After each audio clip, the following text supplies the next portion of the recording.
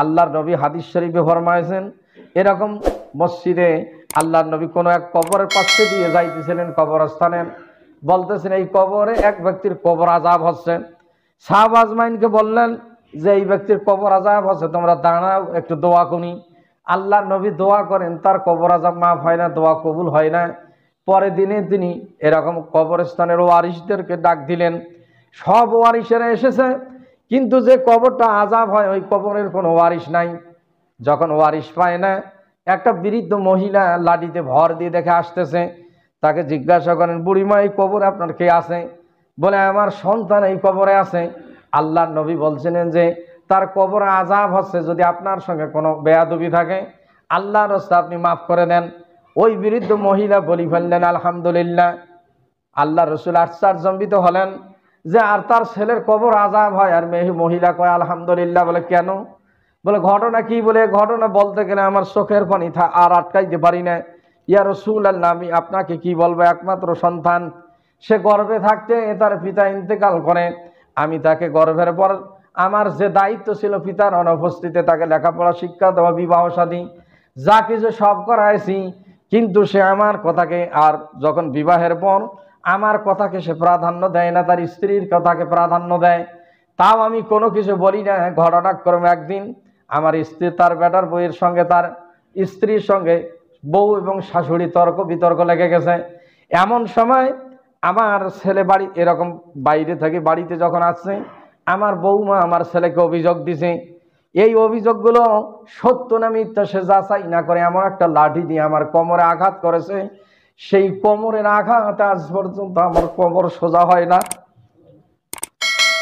এই কথা বলার পর চোখ দিয়ে যখন পানি ঝরছে, আল্লাহর নবী আর স্থির থাকতে পারেন না, কি বলবে সে মহিলাকে। তারপরে বলেন আপনি মাফ করে দেন। বলে আমি তো মাফ করতেই পারি না। আজকে রসুলের মুখে আমি শুনলাম যে আমার ছেলের কবরে আযাব হচ্ছে। সেই দিন আমি দীর্ঘ নিঃশ্বাস ছেড়ে বলছিলাম, আল্লাহ এই সন্তানের কবর আযাব না দেখায় আমার মৃত্যু দিও না। আজকে আমি রসুলের মুখে শুনলাম সেই ছেলের কবর আযাব হচ্ছে, এই জন্য বলছি আমি আলহামদুলিল্লাহ। আল্লাহর নবী আশ্চর্যজনবিত হলেন, এমন সন্তান কি দুনিয়া হইতে পারে? এখনো এই কুসন্তান দুনিয়াতে আছে, জোরে বলি নাউজুবিল্লাহ। বাবা মাকে ধরি মারায়, মারে গলা ধাক্কা দিয়ে ফেলে দিয়ে দাঁত ফেলে দিচ্ছে। এরকম কত দুর্ঘটনা ঘটছে, কত রহ ঘটনা আছে। এখন আল্লাহর নবী এবার চিন্তিত হলেন, মা তো মাফ করে না, কবর আযাব হচ্ছে। আল্লাহর নবী এরকম রহমাতুল লিল আলামিন, কোন ব্যক্তির আযাব হয় আর রসুল দুনিয়া জীবিত থাকতে সইতে পারে না। এবার আল্লাহর দরবারে দোয়া করেন, আল্লাহ এই মহিলার তুমি চক্ষু খুলিয়ে দাও, সে যেন কবর আযাব দেখতে পায়। এবারে চক্ষু খুলিয়ে দিয়েছেন, কবর আযাব দেখতে পাচ্ছেন।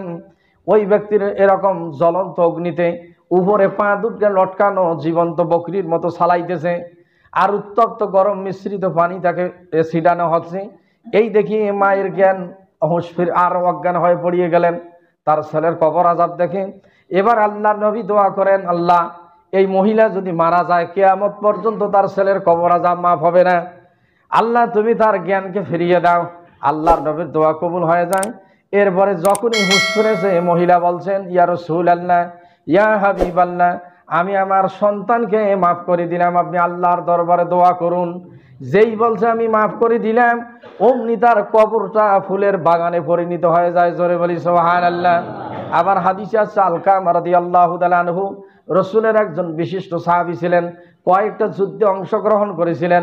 মৃত্যুর আগে তার কলেমা মুখে আসে না, কলেমা পড়তে পারে না। আলকামা কলেমা পড়বে, লা ইলাহা ইল্লাল্লাহু মুহাম্মাদুর রাসূলুল্লাহ। মৃত্যু ব্যক্তির কলেমা তালকিন দিতে হয়। আল্লাহর নবী কলেমা পাঠ করে, সে কলেমা পড়তে পারে না। এবারে বেলাল রাদিয়াল্লাহু তাআলা আনহুকে বলছেন, বেলাল কাঠ সংগ্রহ করো, অগ্নি জ্বালাও। অগ্নি জ্বালায় একে পুড়িয়ে ছাই করে দিতে হবে। বলে কেন? তার মাকে জিজ্ঞাসা করে দেখে যে তোমার ছেলের সঙ্গে কোনো কোনো এরকম দুঃখ কষ্ট আছে কিনা। তখন আলকামার মা বলছেন, ইয়া রাসূলুল্লাহ, আমার একটা মাত্র দুঃখ, আমার ছেলে আমার কথাকে কোনো গুরুত্ব দেয় না। ওর স্ত্রী যাহাই কয়, যদি কয় বলে আরে সুদ থাক, সারাদিন সুদ থাকে, বলে আরে বসে থাক, এই কাজ না করলে তোর কিছু হবে না, সেই আনুগত্য করে তার স্ত্রীর, আমার কথাকে কোনো প্রাধান্য দেয় না। এই জন্য আমি একটু মনে মনে আমার দুঃখ যে ছেলে আমার কথার কোনো গুরুত্ব দেয় না। তখন আল্লাহর নবী বলছেন, কাঠ সংগ্রহ হলো, আগুন দিয়ে জ্বালানো হবে। আলকামার মা বলতেছে, ইয়া রাসূলুল্লাহ, আমি জীবিত থাকতে আমার সন্তানকে পুড়িয়ে মারবেন, আমি মাকে কেবলে সইতে পারি? এটা হইতে পারে না ইয়া রাসূলুল্লাহ। আমি আমার ছেলেকে মাফ করে দিলাম। যেই বলছে আমি আমার ছেলেকে মাফ করে দিলাম, অমনি তার কবরটা এরকম, অমনি সে কলেমা পড়ে লা ইলাহা ইল্লাল্লাহু মুহাম্মাদুর রাসূলুল্লাহ। এ কলেমা পড়তে পড়তে দুনিয়া থেকে বিদায় হয়ে যায়।